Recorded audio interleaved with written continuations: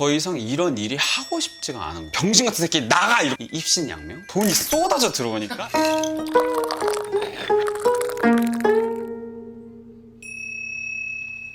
안녕하세요. 저는 제주에서 간호학을 공부하면서 요가를 가르치고 있는 오원이라고 합니다. 반갑습니다.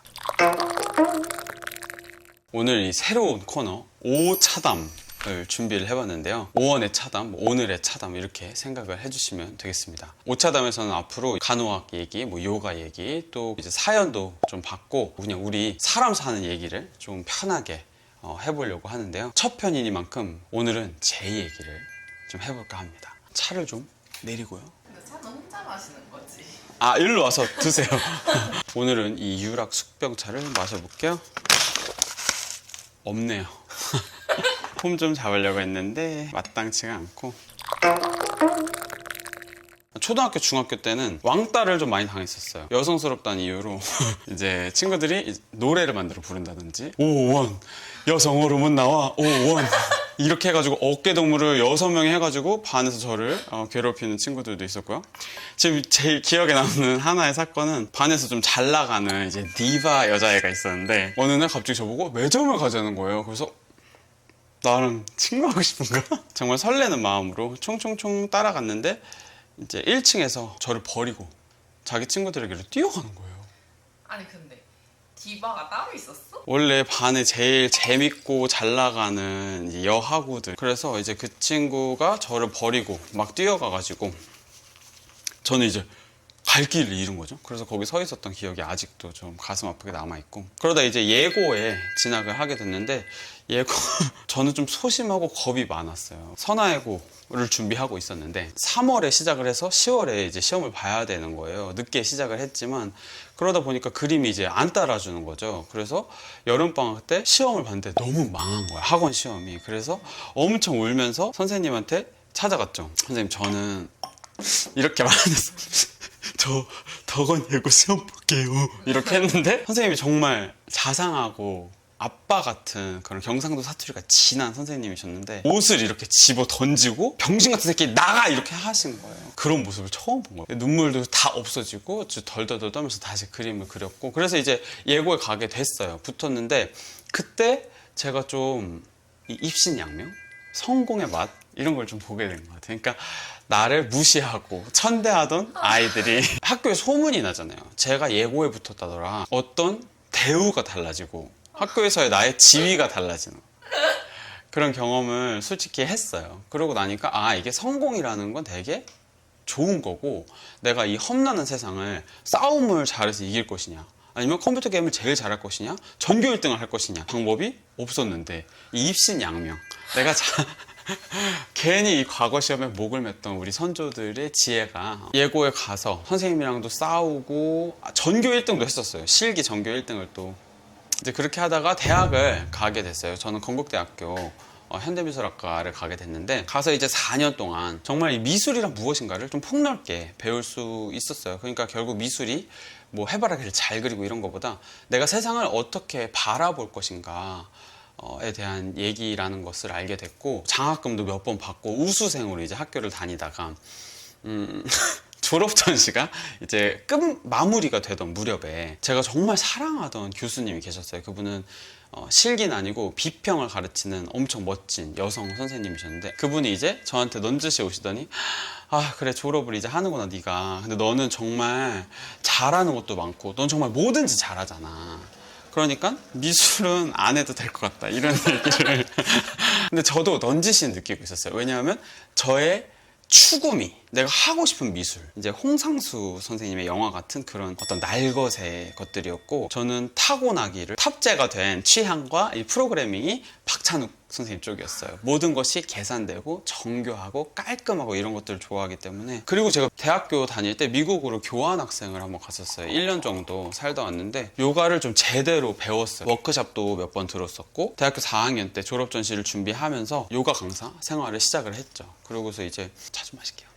처음 보는데 어디까지 하겠지? 그때부터 지금 한 9년째 요가를 가르치고 있고요. 요가 강사를 한 2년 정도 했을 때 이제 유튜브라는 세상에 내가 발을 디뎌봐야겠다. 처음에 이제 요가 시퀀스들을 올리기 시작했어요. 제가 그걸 그만둔 데 두 가지 이유가 있는데요. 하나는 어렸을 때 요가원에 다니고 싶어도 막 한 달에 30만 원 막 이러니까 못 다녔기 때문에 온라인에는 짧은 거밖에 없잖아요. 그래서 이제 요가원에서처럼 1시간짜리 시퀀스를 올려서 이제 요가원이 없는 지역에 살거나 요가원 비용이 조금 부담스러운 분들이 쉽게 접하실 수 있게 해야겠다, 이런 마음으로 올렸는데 댓글이 이렇게 달리는 거예요. 오늘은 15분 열심히 했습니다.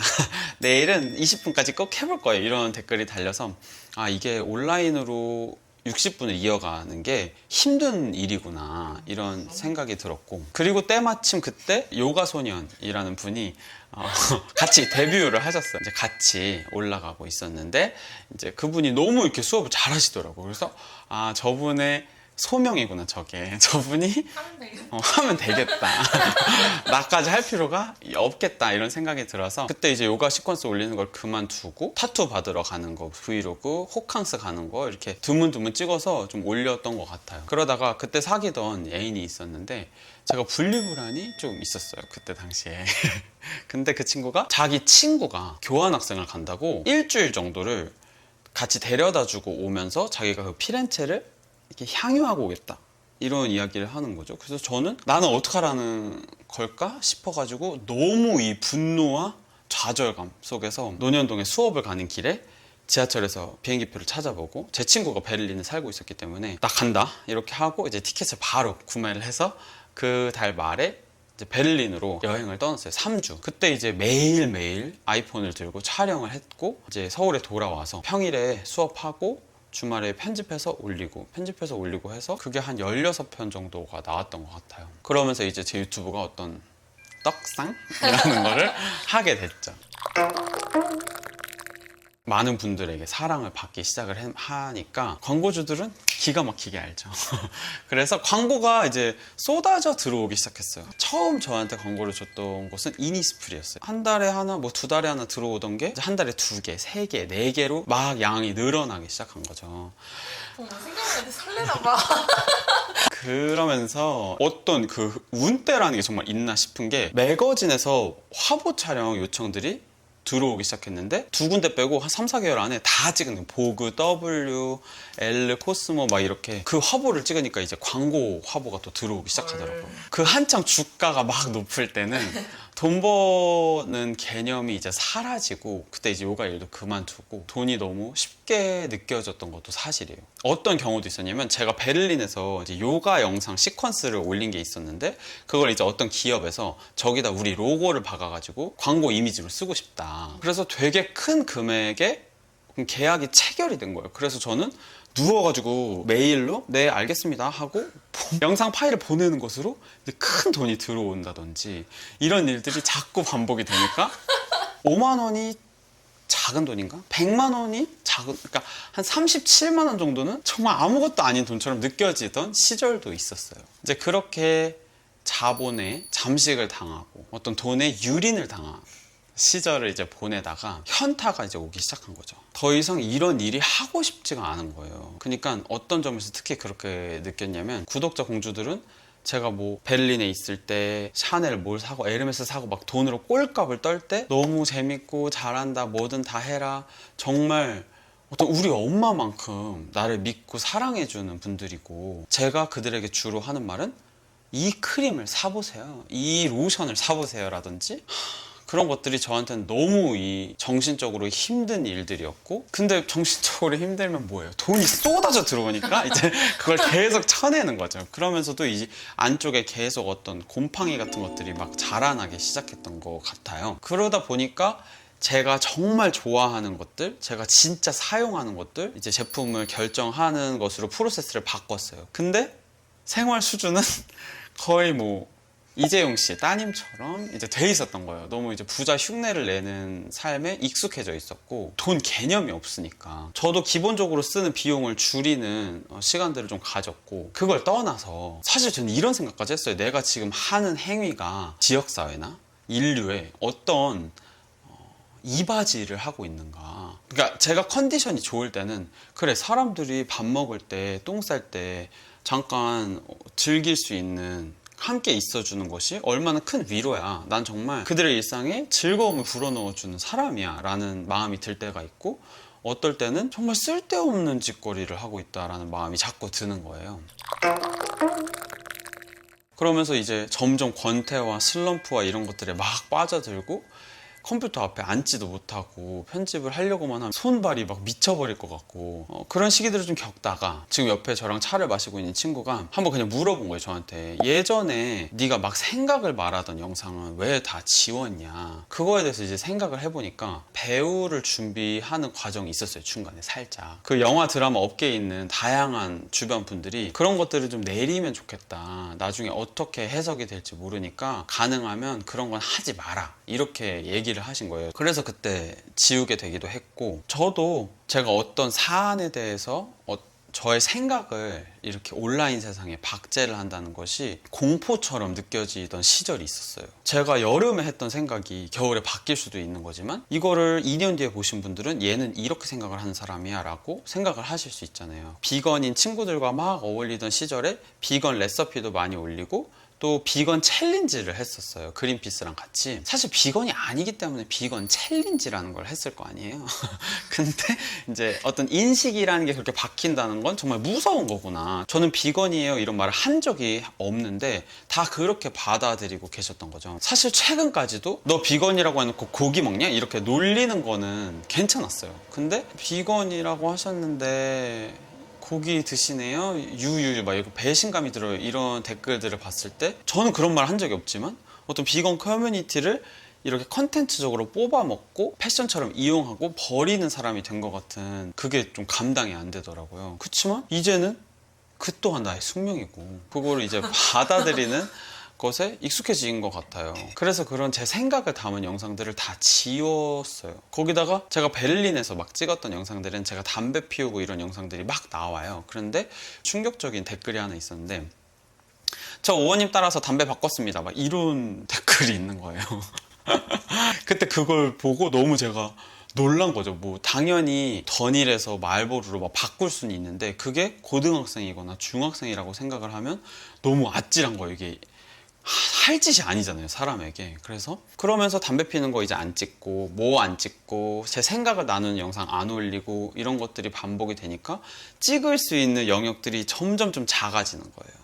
그냥 예쁘게 입고 예쁜 데 가서 맛있는 거 먹고 좋은 경험하고, 이런 것들로 자꾸 유튜브 채널이 내용이 채워지면서 저도 거기에 대해서 재미를 못 느끼는 거죠, 하면서. 그래서 내가 인류에 어떤 도움이 될까를 고민하면서 한참 막 봉사활동을 다니기 시작했던 것 같아요. 어르신들 계신데, 어린이들 있는데 여기저기를 막 다니고 바다 쓰레기도 줍고 이렇게 했는데, 어르신들이랑 있던 시간이 가장 인상적이었고, 그러면서 인간의 신체가 시간에 따라 어떻게 변하는지 그런 것들에 또 관심이 가더라고요. 그리고 마침 저번 여름에 미국 여행을 갔을 때 간호사 분들을 많이 만났어요. 그래서 그 직업에 관심도 갖게 되고 해서 이제 덜컥 지원을 했는데, 덜컥 또 붙어가지고, 또 간호대학교 들어가니까 생각 같지 않더라고요. 진짜 개강한 첫날에 교수님이 쌍욕과 인격 모독을 막 퍼부으시는 이런 것들이 나중에 기회가 되면 다 얘기를 해드리도록 하겠습니다. 이제 저는 나이가 많기 때문에 유튜브에 대해서 느끼는 것들, 제가 요즘 제 삶에 대해서 느끼는 것들을 말하게 됐는데 어떻게 재밌게 보셨는지 모르겠네요. 이제 사연은 여기 메일 여기 떠 있는 거 아니면 더보기에도 있으니까요. 사연 보내주시면 또 제가 요가를 하면서 깨달은 거라든지 요가 철학 뭐 이런 것들 합해서 고민 상담을 좀 해드릴 수도 있고, 또 오늘 제가 쭉 말씀드렸던 것 중에 저기 부분 좀 확대해서 알고 싶다 하는 거, 뭐 예고에서 선생님한테 머리 들이받은 썰을 이제 풀어라 이렇게 하시면 제가 바로 구워가지고 가져오도록 하겠습니다. 결론은 이제는 저는 제 생각에 대해서 말하는 것이 두렵지 않고요, 신나게 한번 얘기를 해볼 생각입니다. 무슨 칼춤 출 것처럼. 이 마무리를 어떻게 해야 될지 모르겠네. 아니, 지금도 연기 제안이 들어오면 오디션은 보고 있어요. 근데 이제 예전처럼 이 어리고 탱탱하고 예쁠 때 빨리 남자 김고은이 돼야 돼 막 이런 압박은 없는 거죠. 60살에 해도 연기는 재밌는 거다 이런 생각을 하고 있으니까. 그래서 제가 PT 받았던 얘기, 뭐 이거 얼굴 관리 이런 얘기들도 차차 하나둘씩 이제 풀어드릴게요. 그래, 그때 돈을 썼던 게 이렇게 다 썰이 되어 돌아오고 그런 거 어쩌고. 그러니까 썰만 돼서 돌아온 게 하는 거야. 오, 팔 되게 길게 나온다. 아, 한국무용 배우러 갔다가 땀 흘릴 뻔했지. 그 얘기. 요걸 하면 그 60분 동안 배우는 게 진짜 많아요. 이 마음적으로. 그게 너무 신기해 나는. 그게 신기해 죽겠어. 너는 시작한 지 2년 됐잖아. 나는 지금 8년 됐다니까. 버릇없이 어딜 그렇게 해. 근데 그런 것들을 이제 막 얘기를 너무 하고 싶고, 그리고 그거에 대한 다른 사람들의 생각도 듣고 싶고, 또 요가 철학을 배우다 보면 아, 이래서 내 인생이 이렇게 끝까지 흘러갔구나, 이런 것들을 또 배울 때가 있거든요. 그런 것들도 같이 나눠봤으면 좋겠고, 오늘은 여기까지.